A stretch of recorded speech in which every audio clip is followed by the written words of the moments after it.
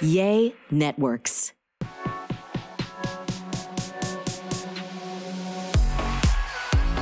Hi, Wild Ones. Welcome back to the Wild Rose podcast, the Real Housewives of Salt Lake City bonus edition. I'm Whitney Rose. And I'm Connie Daniels. Okay, Whitney. Oh, so much to talk about. So much to talk about. But did you see that floating around on Instagram? I meant to send it to you. I don't know if I did. But Real Housewives of Salt Lake City just broke another record for the highest viewership. We're one of the highest viewed shows on Bravo TV right now. No way. Yes. That's exciting. I know. Salt Lake keeps coming through and breaking records. You know what? I believe it because this season is so good. It's so good. This is my favorite season so far. If you're on a show and you enjoy it, I think that says it all. For sure. Well, it's been a great season. I'm really proud of all of us. And we have BravoCon coming up November 3rd to the 5th. And I don't know if you saw, but I was nominated for an award at the Bravos. Wait, what award? So these awards are just like fun, kind of like really campy awards. But I was nominated for Best Dressed in a Costume. So my nomination is for me in drag as little girl. So all of you listening, please go vote for me. We'll put the link in the bio. You can vote once a day, every day, up until the 26th. So I would love for everyone to vote for me. I think that's super exciting. And I think it would be amazing to receive that award. I'm up against some good competition, but I think little girl has a good chance of winning for sure. Heck yeah. Yeah. Well, now it's giving you a chance to win again, because you didn't win on, Trixie picked Monica, but yeah, well, Trixie. What do the fans? Yeah. But what do the fans really think, right? Yes. Yeah, for sure. Well, that's exciting. Congrats. Yeah, but I mean, there's so much to get to. We are combining episodes 6 and 7 because we just felt like those went pretty well together as far as like story, right? But yeah, for sure. First, did you see the trailer came out today, the mid-season trailer of everything that's still to come? Holy shit. It looks insane. Like, I don't even know where to start. There's so much going on and everybody, it's like, I don't know. Where do you want to start with that? Well, I think I've noticed I haven't I haven't been on social media much. I've just been posting bare minimum of what I need to sustain my businesses. Mm-hmm. But I've been starting to kind of get back into the fan accounts and engage with people. And I think the quote of the season is that Salt Lake City is clocked in, meaning we're all showing up to work. For real. No, for real. It's like there's so much going on with every single one of you. And I don't know. And all of it's intense. All of it. Yeah. It's crazy. I can't see if is somebody gonna drown the other person off the side of one of those yachts out there in Bermuda, or what? I have no idea what's gonna happen. I mean, they on that yacht had security and safety personnel ready. Yeah. But yeah, there's so much leading up to Bermuda. But the coolest thing about this season is we finally get to go on an international trip. We are no longer constrained by some certain person's court-ordered mandate to stay stateside. So we get to go to Bermuda. And I just have to say, aside from the craziness, because that trailer actually doesn't even do it justice, it was like we were in the fucking Bermuda Triangle for sure. There was just something, it just pulled and pushed all this energy through everyone, which was cool and crazy at the same time. Did I see you kiss Meredith? Did you guys actually make up there? It's funny because Meredith and I have actually, it's our tradition. if you notice, I think season 3 was the only time we didn't, but we always peck on the lips. It's like our thing. We did it season 1, That's season true. 2. I think we did it season 3, but it was no, season 3, we just straight up did not like each other Mm-hmm. because Yeah. I called out her bullshit with Lisa. Yeah.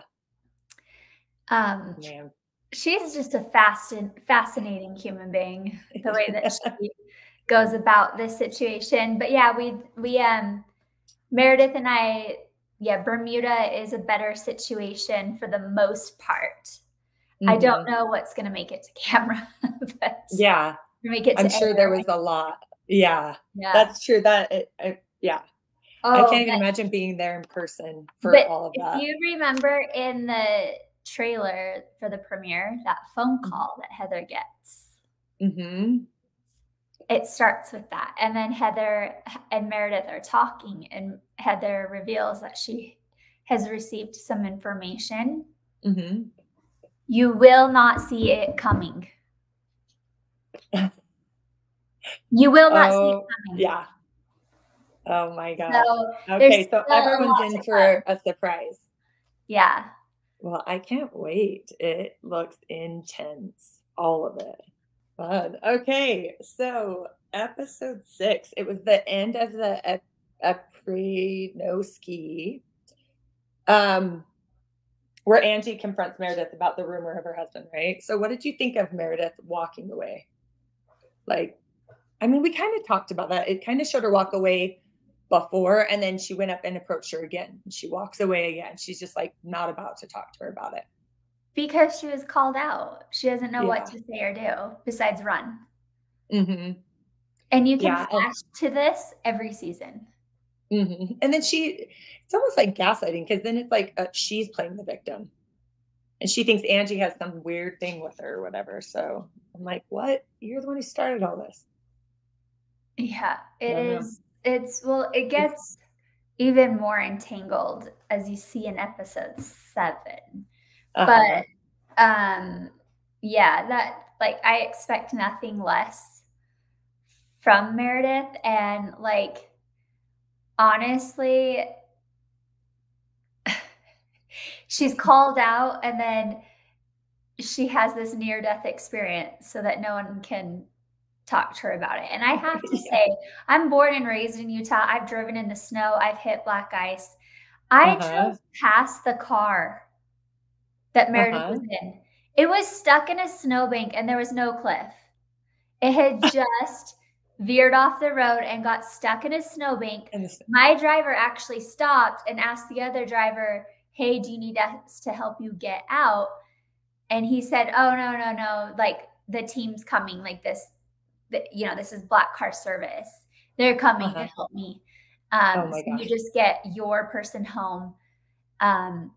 Honestly, it was just a normal day in Utah. We see that on the freeway. You know how it is in the winter? Mm-hmm. That's Yeah. very normal to see. We see it Yeah. daily in a snowstorm. And I don't want to discredit that it was probably scary for Meredith, Mm-hmm. but I think that the theatrics are being turned on a little bit because she just got her ass handed to her and called out for starting these rumors. And so once again, here she is pulling at something extraneous from the situation so that no one dares approach her.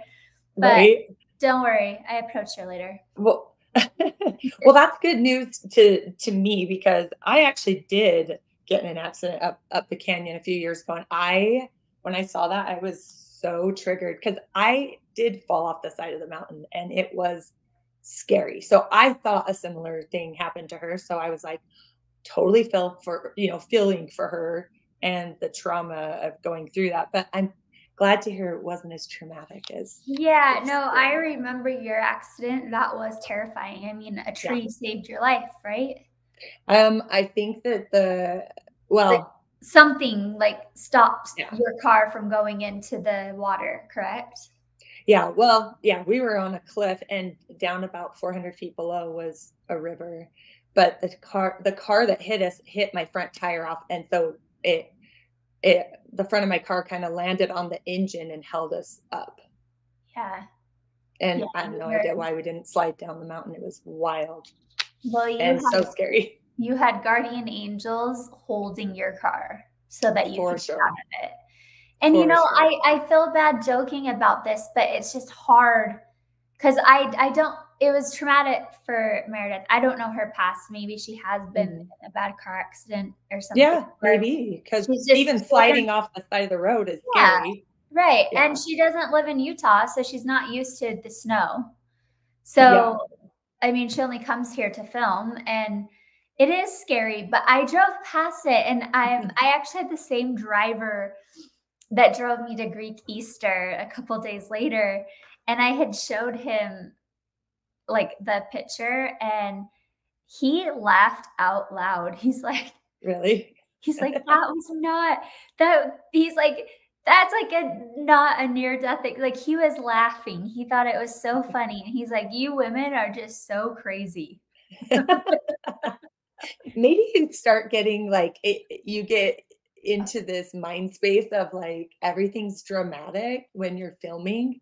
So then like any real life stuff, does that feel more dramatic? Because like when you're in those months of filming, does real life stuff, do you find yourself like being more dramatic or feeling more dramatic about other things? And then like, I don't know, does that affect you in your regular life?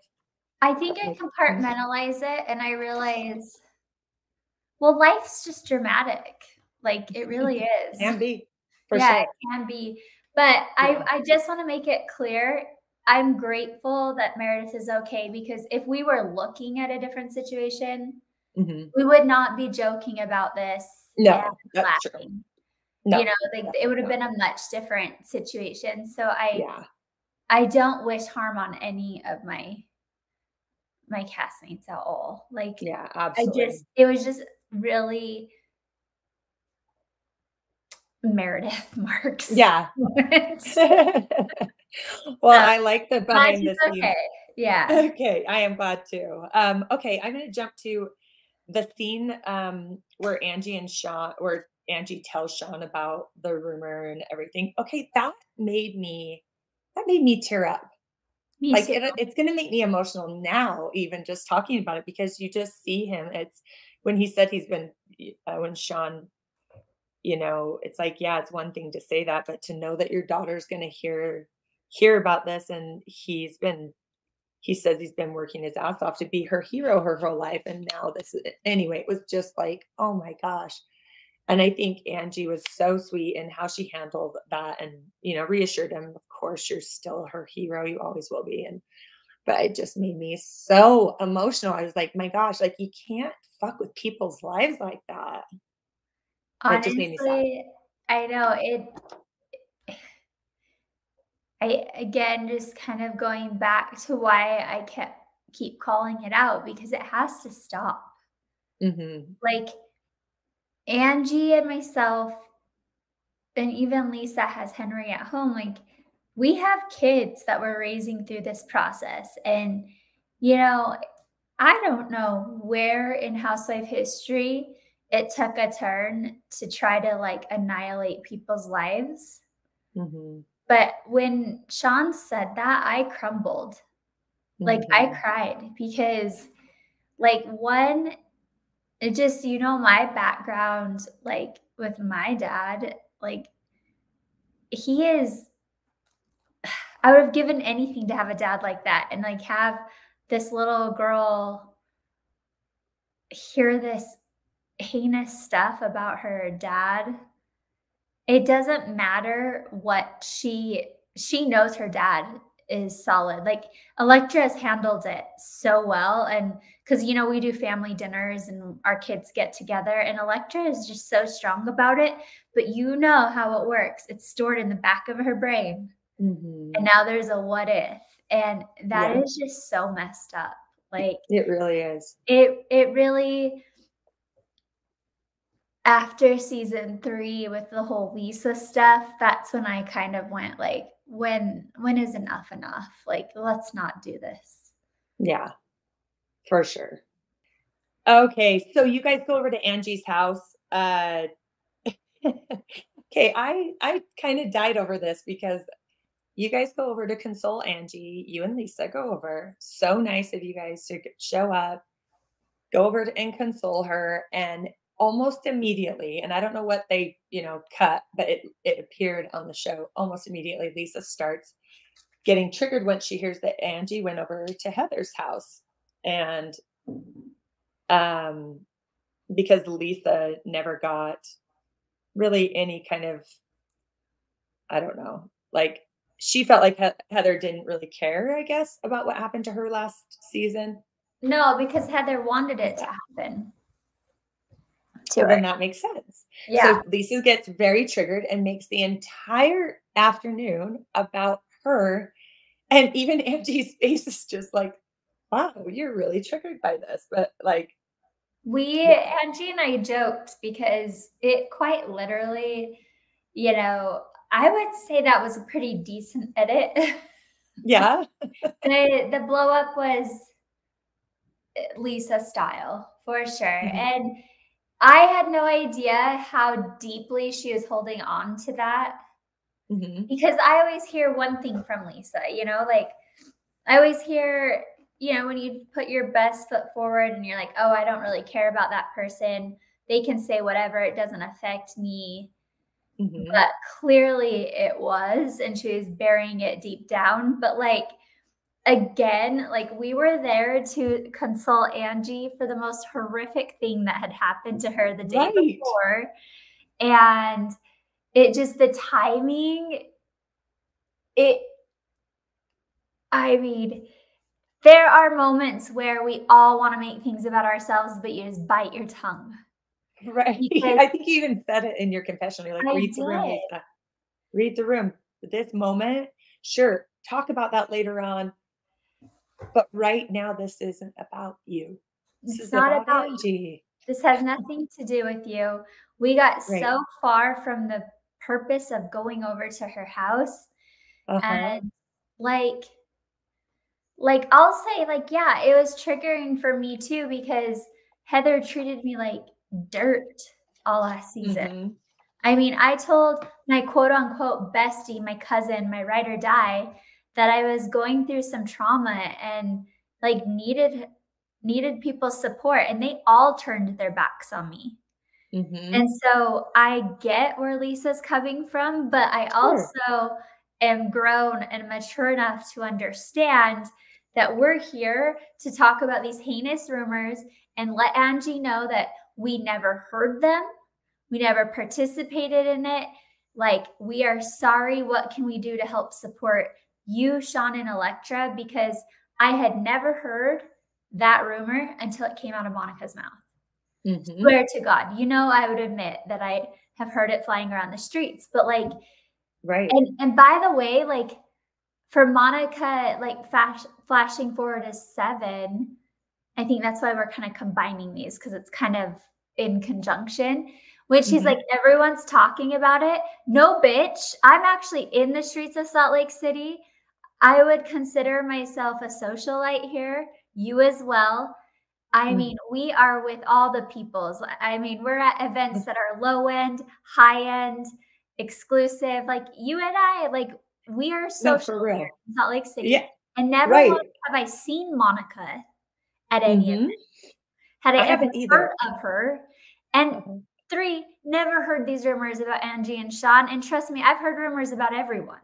Mm-hmm. Doesn't make it true, but have you ever at any of our events, even if we're hanging out with A-listers, rappers, DJs, or if we're at a charity event, I'm just saying, it doesn't matter what the budget of the event is, or if we're even at dinner, you and I always run into people we know. Always. Yes, always. And I do have to say, I was in the hair industry for 10 years. I know about their salons. They have very successful businesses. And even before I met them, I've heard of them as successful business owners. Never heard a bad thing about either one of them, ever. So that whole thing just threw me off. Well, here's where my problem was, is because I agree with you. I grew up with a dad as a hairdresser. I've heard it all. I've heard your dad must be gay. Your dad cheats on your mom. This and that. I've heard all of that because, but that stereotype. over 20 years ago when the stereotypes are very strong. We're in 2023. A lot of men do hair now. Mhm. And it has Right. nothing to do with sexual orientation. Like it's of thriving industry. So my heart went out to Electra because I remember what it was like in junior high getting made fun of for my dad because he'd be wearing leather pants and Mhm. had bleached blonde hair just because he was in the fashion world. He was doing hair Right. in Prague, London, right? And this is very much Sean. Like Sean's so successful. They have, I don't even know how many salons they have and schools they have. Like they're Mhm. very successful. And the thing that like irked me the most is, of course, I wanted nothing to do with this. I wanted nothing to do with the rumors. I did not want to be the person that heard it from Monica. I did not want to be involved in any way, shape, or form. Mhm. So Monica didn't just leave it at Angie, I'm trying to be your friend. Here's this rumor. Did you see her going to Heather, going to other people and whispering and continuing and adding details? Mhm. So Yep. Monica, girl, no one's in the streets saying they slept with Sean because Connie and I are in the streets and you are not. Right. Never Damn. seen you, Yeah. girl, before this. N So Nope. Never heard of now her. it's kind of like the chicken before did the chicken come before the egg or did the egg come before the chicken? Yeah, that's true. That's true. And So honestly, I have they're both guilty it AF at this point. yeah, for real. The thing is yeah, Meredith was the first one to kind of suggest that she knew something. Monica was the first one to say what it was, and then after that, Meredith just tried to not say anything more, but Monica tries to say and does say more. So But did you see Meredith on Watch What Happens Live? She goes, I never said the rumor that Monica said. I actually never told my rumor. oh, that's right. That's right. So again, she's making a threat. It's like, okay, then what else you got up your But sleeve? there's more coming out. Just wait. It alludes to it when Meredith says it herself. Like, if you're going to accuse me, then I'm going to do it.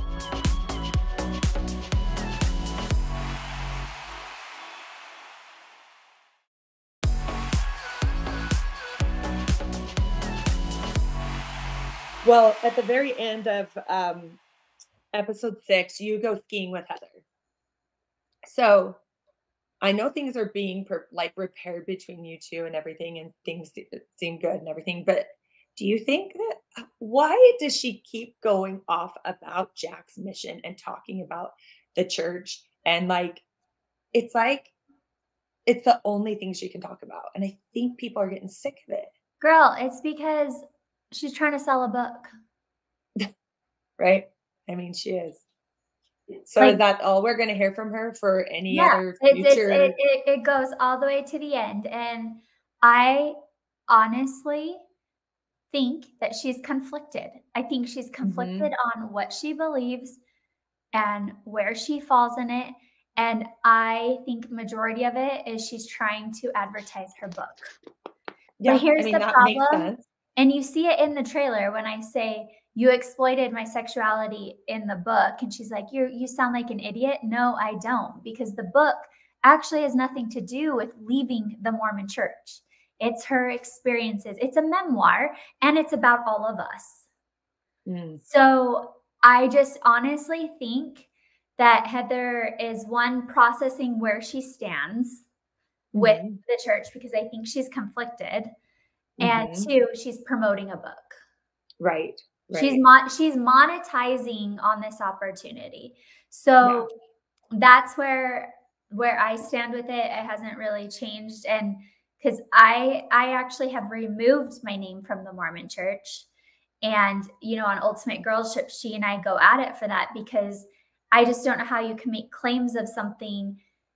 Like, when I left the Mormon Church, I did it for me. I'm not trying to convince everyone else to do it. Mhm. Like, Right. everyone else's real like belief system is their thing. Now, if someone in a high demand religion comes to me and is like, I need help. Like, I want to leave. How do I do this? Then I will grab their hand and help guide them through it. But just Mhm. because I chose to leave, I'm not going to push that and project that onto everyone. And I'm not trying to monetize from it. In fact, when I left the Mormon Church and signed that paper, I never wanted to talk about it again. I left for a Wow. reason. I don't want to talk about it. If we give them energy and breath, that's feeding life to something I no longer believe in. Mhm. And I Yeah. have so many people around me that do. And Mhm. I'm not out here trying to disrespect them and put my nose in their business. And God knows I am not going to put my nose into the Barlow family and Jack. Like, he's an 18-year-old boy. What am I going to do? Be like, Jack, here's my experience with the church. Are you still sure you want to go? Like, Right. that Like, is it's not really our business to do that to him. Nobody's no, business. that is Lisa, John, and Jack's business. Right. And I think Heather keeps inserting herself to keep her Mhm. book at the forefront of her mind, because if you look at what she posts each week, it's her book. Mhm. Right. Well, and as It- it jumps into the next episode, she's on a phone call with her daughter right after spring break, yeah, and it brings up again, "Are you sure you don't wanna come home and put a sweater on and, go to church," or what? I don't know what she was saying, but then she was like, "No, my daughter is the one in a string bikini down, like, having so much fun," and, like, Heather for sure is living through her daughter because she wishes that at that time in her life, I'm sure yeah, now, she wishes that she wasn't a part of the Mormon Church and could have lived that way. So it's like, okay, now she's older. She has these girls that are, you know, teenagers or early 20s. And now she's living through them and encouraging. I don't want to say anything like, I don't know. She's just encouraging them to do everything that she couldn't do. couldn't do. Yeah, and honestly, I don't want Heather to be mad when she hears this. I mean, she did call me an idiot in the trailer, so I can deserve to have my moment of clarifying things. Like, it it's hard with Heather because it's hard to know when she's joking and when she's like completely serious, because Hmm. usually when she's joking, she's serious and that she hides behind her humor. But I Hmm. totally understand her and I am proud of her for at least breaking the cycle for her daughters. Now, the way that she speaks about it sounds like she's condoning like wild, crazy behavior, but Hmm. she's not. Like, Ashley is a very good girl and she's getting like great grades. She has a really cute boyfriend. I think he plays water polo. Like, Hmm. Ashley's killing it and she's doing well. I just think it's the way that Awesome. Heather delivers things. Yeah, yeah. It's like it's Like, like, she makes it seem like that's all that matters is to yeah, be the hot girl and be the party girl, and, I mean, and I know other things matter to Heather than just that, but it's like those are the things that she emphasizes, maybe because of the show, I don't know. yeah. But again, it's just the show thrives on drama. So Mhm. Yep. yeah. But yeah, I just think Heather is smart and she knows what she's doing and she keeps bringing it up to sell her book. Yeah, I mean, that would make sense. Yeah. It really does. Okay, so episode 7, Angie's Easter party, her Greek Easter party. Okay, so cute. She has live bunny invites in person. That was such a cute idea. I loved that. Um, where were you when you got that invite? I Where was like actually, so Lisa, Heather, and I had a confessional that day. uh-huh. If you saw, Lisa got hers on stage. Oh, Um, uh-huh. they Yeah, that's made right. me they made me, like, hurry and take my hair out and put it in a bun and put glasses on, and I was walking down the street, uh, in Yeah. West Salt Lake Downtown. City.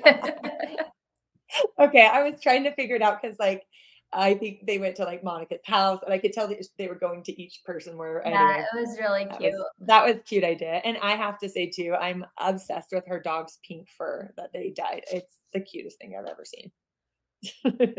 So, but then it jumps in to dinner with Justin. You and Justin go to dinner, and, I mean, I know you and we're good friends. We talk about, like, all the things, our marriages, our families, our frustrations, our all the things. But so you're pretty frustrated with Justin at dinner and overwhelmed with everything now that he's working and you guys are, you're both working and have the kids stuff and all of that. And so you kind of call him out at dinner. How did he handle like calling him out with like all the cameras and everything there? Well, what's funny is, I mean, we're having these conversations in therapy. Like, Mhm. um, Well, I'm just saying, I was surprised that you called him out on camera because we've talked about it, and then I'm like, "Oh, okay, how did that go over?" yeah, well, Because you are talking about it all, with him and yeah, I mean, I guess my point that I was gonna make is just like he called me out too. You just didn't see it. Mhm. I wish, Connie, that I could filter myself and produce myself like some other people, Mhm. but I can't. Like, if I'm in the moment, I'm going to talk about what I'm really going through and what I'm thinking and feeling. And it can be very hard with the cameras around because then you are held accountable to everyone having a bird's eye view into your life. And Right. we've been married for 14 years and we make a great team. Like, we've always been partners. Justin is my biggest supporter. I'm his biggest cheerleader. We, equally, I mean, it's just been like imbalances throughout life when it comes to responsibilities with house, kids, all of that naturally, because when we first got married, I was a stay-at-home mom, so I did it all. Mhm. Then I started building businesses and we had to go through that growing pain of both working. And then he sat out a year. And during that year, Justin really stepped up.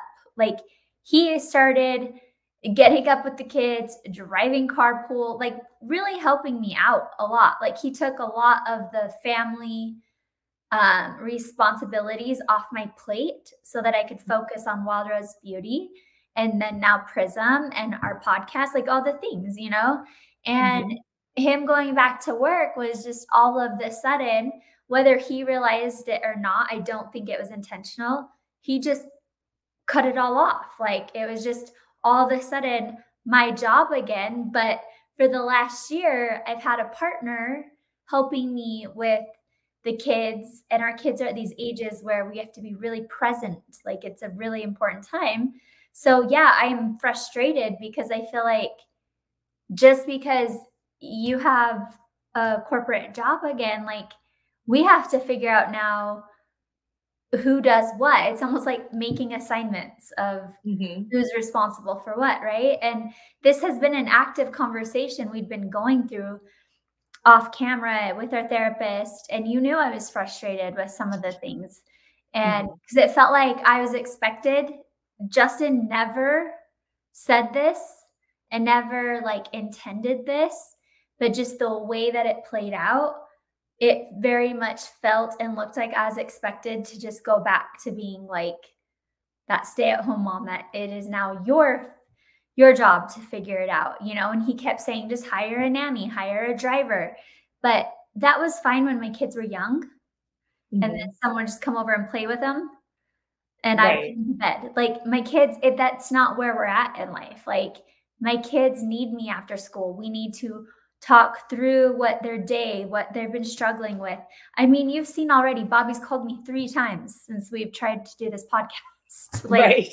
Like it's just Yeah. where we're at in life. And so it's just been difficult. And I was not expecting to even bring up the ring story. But again, despite what all the fucking haters on Instagram say, I'm honest. I am authentic and I live in the moment and I Mhm. say the truth. And Yeah. I'm not out here trying to pretend Mhm. like my life is 5-star perfection. Uh-huh. And Right. it works for some people in my group, but Mhm. it's just not me. Right, right. But it's And I really do hard. have It's really hard though, Connie, because it does affect Justin and it hurts him Mhm. and our kids. And like, I need to learn what hard no's are. Like, Mhm. but to be a housewife, like you're supposed to share what's going on in your life. Right, which I think you do an amazing job of, especially just knowing what's really happening. It's all the same as what you share, for sure. Yeah, and And, they I cut do have to out s so huh? much. They cut Yeah, out for sure, so much. for sure, and you can't control what they cut I out, but I can't. do have to say for Justin, and I know Justin really well, it sounded like when he went back to work, he just went, like his brain went from, like, "Hey, I'm a stay-at-home dad, I'm doing all these things," and then he just went to switch straight over to work mode again, and then was just like, "Oh, yeah, the kids." It was kind of almost like not that it was an afterthought, but I think his brain just went straight to work mode, and then you're like, "Okay, that's great, but now we have to do the kid thing together. Let's figure this out," and so I Yeah. think he was just kinda like, oh, yeah, Yeah, and yeah. it's no fault to him. It's just Mhm, exactly what you said. That's just a natural thing.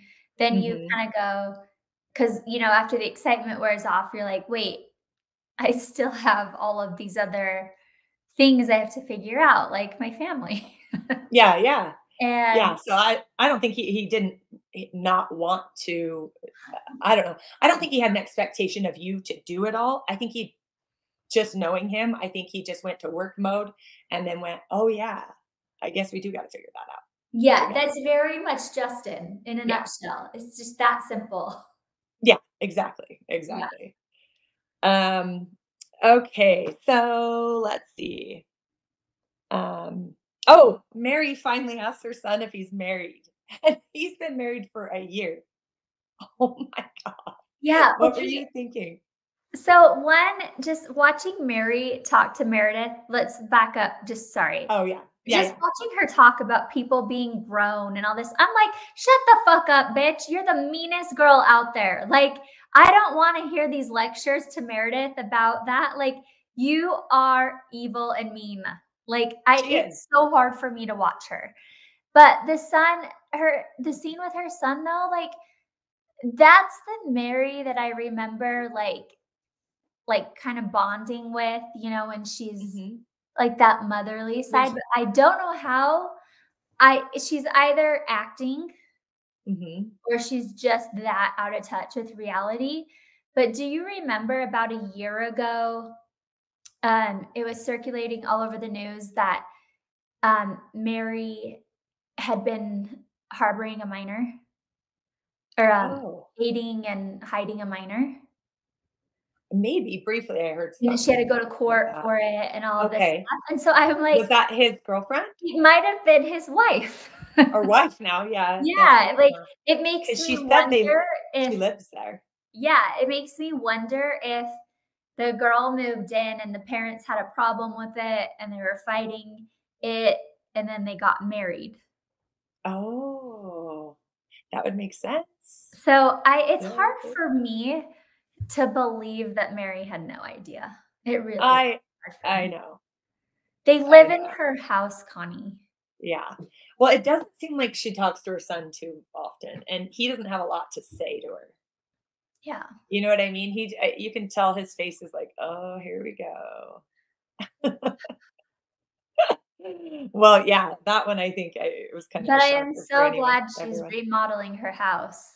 Oh my gosh, finally got rid of that green carpet. That was horrific. We had green carpet in my house growing up, and so I was like, "Oh, that's Trauma. the worst." Yeah, it's the worst.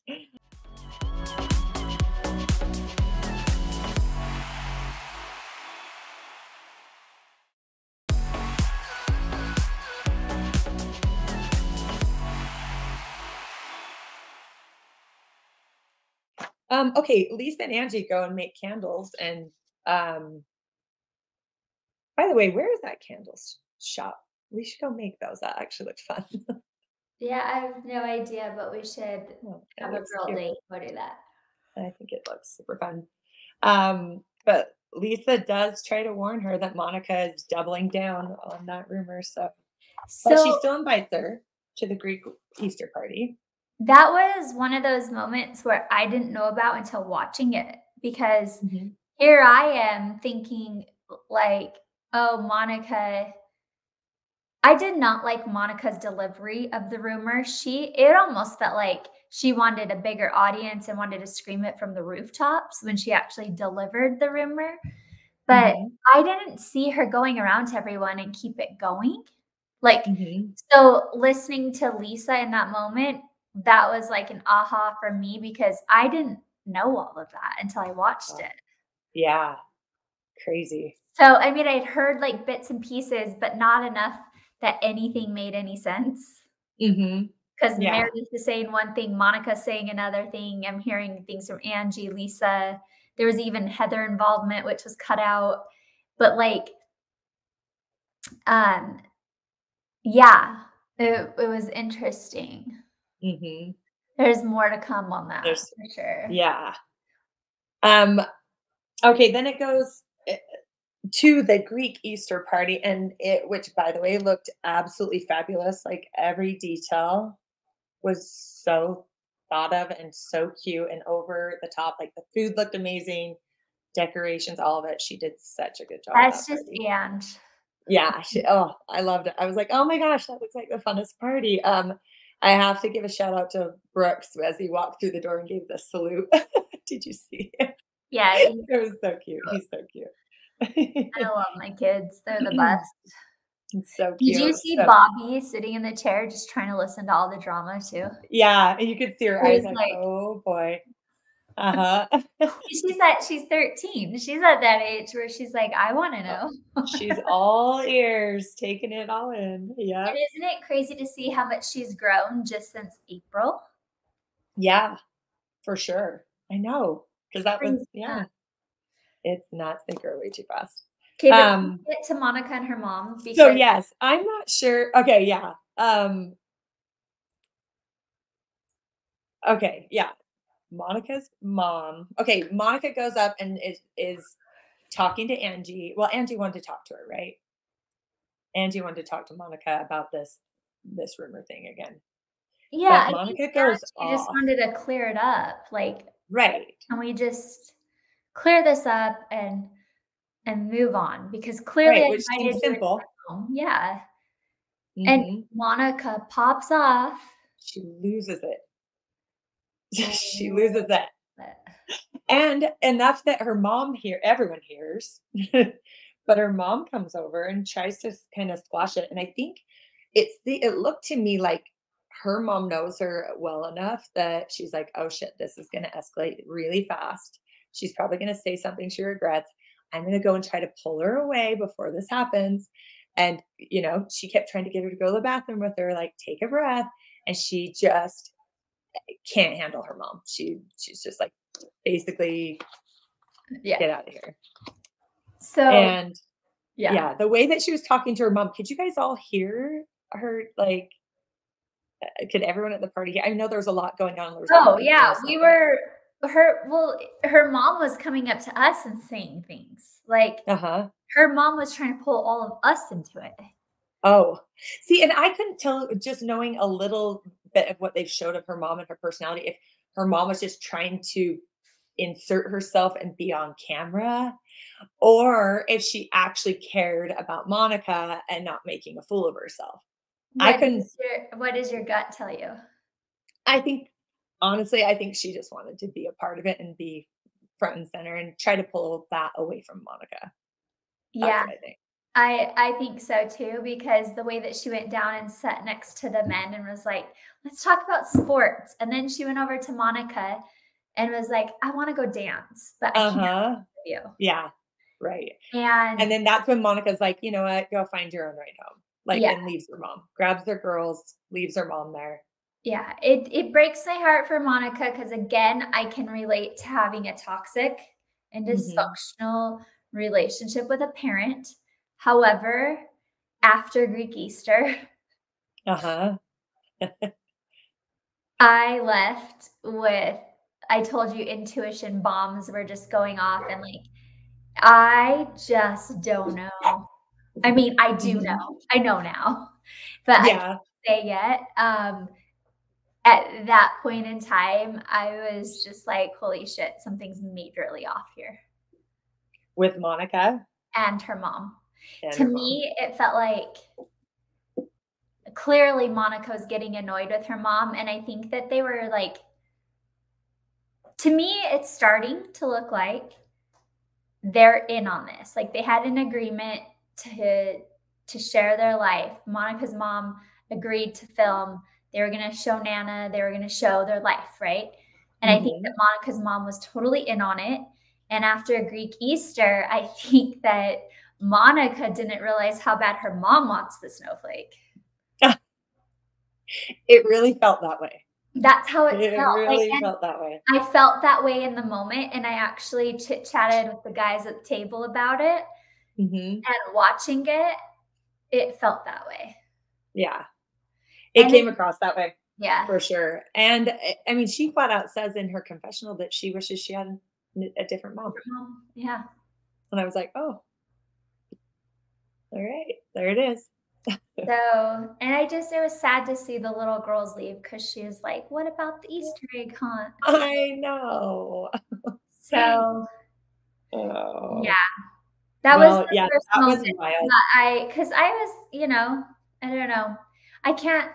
We got to get through reunion before I can share my truest thoughts. But like, Monica did win me over in the beginning just with how like her mom and her upbringing and her situation. And I can relate to that, Yeah.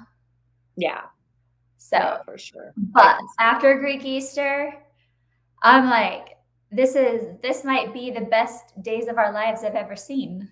Yeah, no kidding. AKA scripted.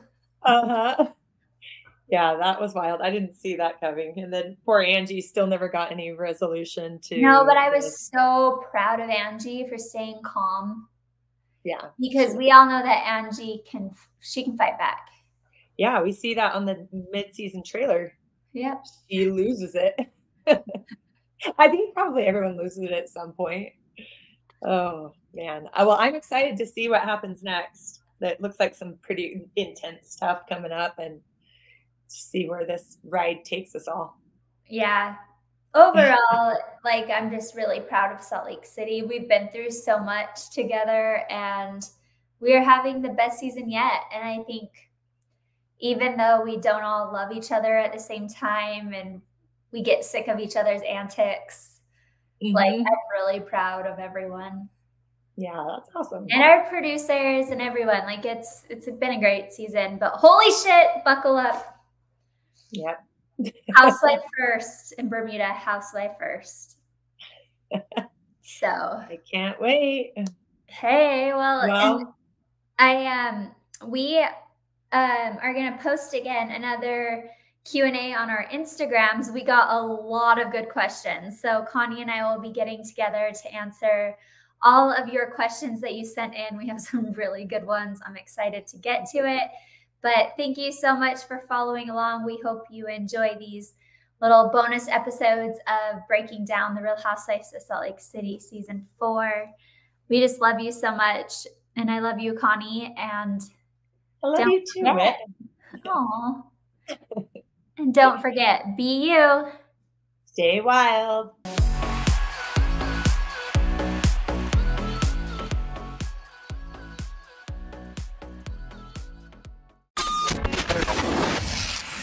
Yay Networks.